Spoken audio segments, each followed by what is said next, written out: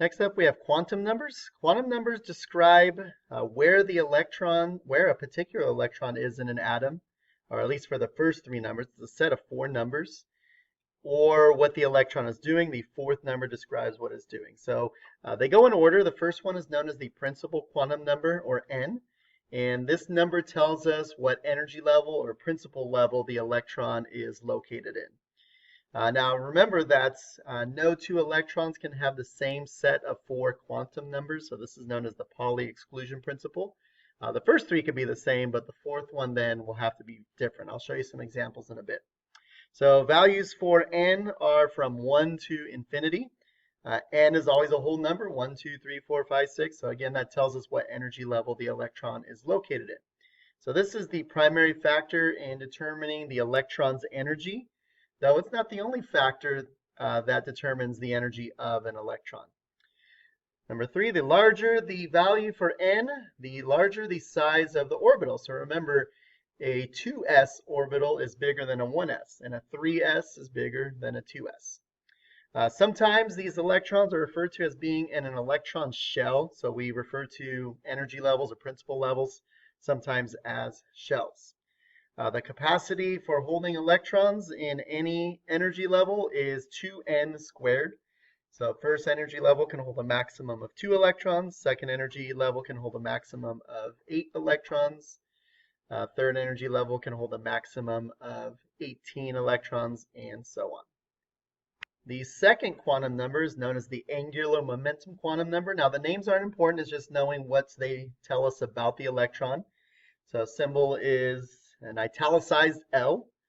It says the electrons in a given shell or given energy level will be grouped into sublevels or subshells. So this second quantum number tells us what kind of sublevel the electron is located in. Each subshell or sublevel designated by a different L value has a different shape. So we're talking about the different types of orbitals. And the possible values for the angular momentum quantum number in a given shell may go from 0 to n minus 1. Again, we have positive whole numbers only. So here are the values for L. They range from 0 to 3, we'll say.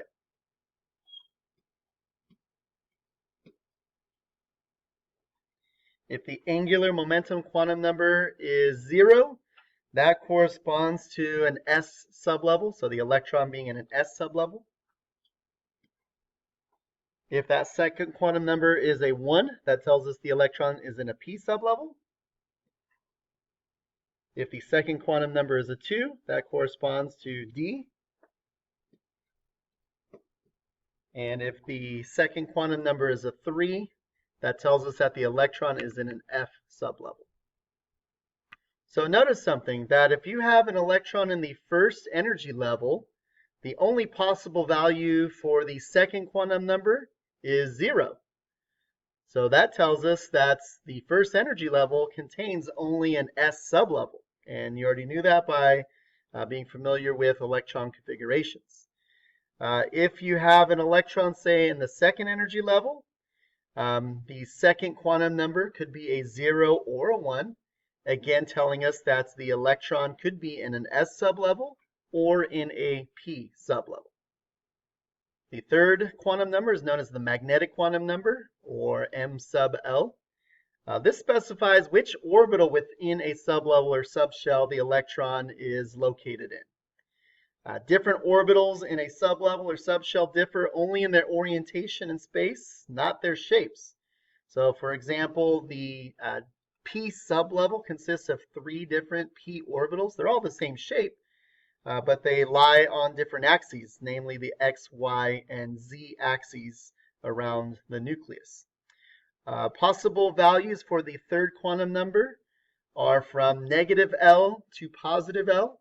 So if the second quantum number is 0, then the third quantum number has to be a 0. Again, there's only one orientation in space for a sphere that's the shape of an s orbital. And so any s orbital is made of just one s orbital. So that third quantum number has to be a 0. If the second quantum number is a 1, that means the third quantum number could be negative 1, zeros included there as well, or positive 1. There's 3 possible values for the magnetic quantum number when the angular momentum quantum number is a 1. Again, this tells us that there are 3 different p orbitals within that p sublevel. And lastly, the easiest one, known as the spin quantum number, or m sub s. And this tells us about what direction the electron in that orbital is spinning. So it refers to the spin of the electron and the orientation of the magnetic field produced by the spin. If you go to page 199, it shows the direction that electrons can spin and then the orientation of the magnetic field that they produce by that spinning. Values for the 4th quantum number, pretty easy. Either plus 1/2 or minus 1/2. Plus 1/2 means the electron is spinning in one direction. Minus 1/2 means the electron is spinning in an opposite direction. So again, no 2 electrons can have the same set of 4 quantum numbers. You can have the first 3 the same, but if you have 2 electrons in the same energy level, same sublevel, in fact in the same orbital, they must spin in opposite directions. And thus the 4th quantum number will be plus 1/2 for one of them and minus 1/2 for the other. There's a kind of a summary of all of this in table 5-4 at the top of page 195, so you can take a look there. Let's look at some examples of quantum numbers. Suppose you were asked to come up with a possible set of 4 quantum numbers for a particular electron in sodium, namely the valence electron in sodium. All right, first quantum number. Again, that tells us what energy level the electron is located in, and for sodium, that would be 3. The second quantum number tells us what type of sublevel this electron is located in. In the case of sodium, its valence electron is located in an s sublevel. So the angular momentum quantum number, that second quantum number that corresponds to an s sublevel, is 0.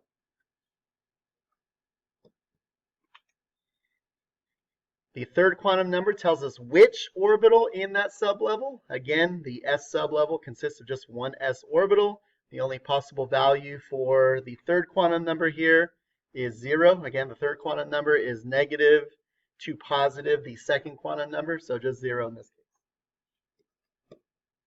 And then the fourth quantum number, again, it's kind of arbitrary, either plus 1/2 or minus 1/2. Let's try something a little bit more difficult. How about a possible set of quantum numbers for a valence electron in oxygen? Now, oxygen has 6 valence electrons, so we have multiple right answers here. Now, there's some things that have to be, and there's some other numbers that are variable in this case. So first one is a have to be. The valence electrons, all 6 of them in oxygen, are in the second energy level. Now, some of the valence electrons in oxygen are in an s sublevel and some are in a p. So I'm going to use a set of quantum numbers describing one of the p electrons. So if the electron is in a p sublevel, that second quantum number will be a 1. Now again, we have 3 p orbitals in a p sublevel, each in oxygen containing an electron. So the third quantum number, again, could be anywhere from -1 to +1. So I'm going to go with -1. Could be 0, could be +1. And then again, the spin quantum number, either plus 1/2 or minus 1/2. This time I'm just going to do a -1/2. Go ahead and pause the video and give me a different set of quantum numbers for a valence electron in oxygen. Go ahead and pause the video. So here are some possibilities. Be sure to go the other way around too. Given a set of quantum numbers, describe where the electron is located. So that second set of 4 I gave you, we have an electron in the second energy level, s sublevel, s orbital in that s sublevel, and spinning a particular direction. Third set of quantum numbers given there, again, second energy level, again, s sublevel, s orbital, this time spinning in the opposite direction as the previous electron that's described by quantum numbers number 2, the second one listed there. Next one down here. Second energy level, p sublevel. One of the other p orbitals, not the -1. One of the other p orbitals spinning in a particular direction. And then the last one, same thing, p sublevel, not the same as the very first one here.